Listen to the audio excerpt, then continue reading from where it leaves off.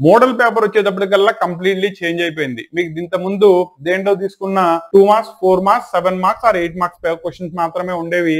ఈ సంవత్సరం నుంచి కనుక తీసుకున్నట్టయితే ఆబ్జెక్టివ్ క్వశ్చన్స్ ఉంటాయి, that is multiple choice, fill in the blanks, assertions and reasons, matchings, 1 mark 2 mark 4 mark 7 లేదా 8 మార్క్స్ క్వశ్చన్స్. కాబట్టి లాస్ట్ ఇయర్ మీరు గట్టిగా తీసుకుంటే 17 నుంచి 18 క్వశ్చన్స్ ఏ సబ్జెక్ట్ లో అయినా 3 అవర్స్ లో రాస్తే సరిపోయేది. కానీ ఈ సంవత్సరం మీరు ప్రతి పేపర్ లో 35 to 34 క్వశ్చన్స్ రాయాల్సి వస్తుంది in the span of 3 hours only. ఓకేనా? కాబట్టి అదే 3 అవర్స్ లో మీకు నెంబర్ ఆఫ్ క్వశ్చన్స్ పెరుగుతున్నాయి. కాబట్టి టైం ని ప్రాపర్లీ ప్లానింగ్ చేసుకోవాలి. ఇదంతా కూడా ప్రాపర్లీ చూసుకుంటేనే ఈ సంవత్సరం ఫస్ట్ ఇయర్ లో బెటర్ రిజల్ట్ ని గెయిన్ చేసుకునే ఛాన్సెస్ ఉంటుంది మై డియర్ స్టూడెంట్. లేకపోతే గనక మీ రిజల్ట్ ఫ్లక్చుయేట్ అయ్యే ఛాన్స్ ఉంటుంది. ఓకేనా? నౌ పేపర్ మోడల్ ని డిస్కస్ చేసుకుంటూ నెక్స్ట్ సెషన్ లో మనం మళ్ళీ చూద్దాం.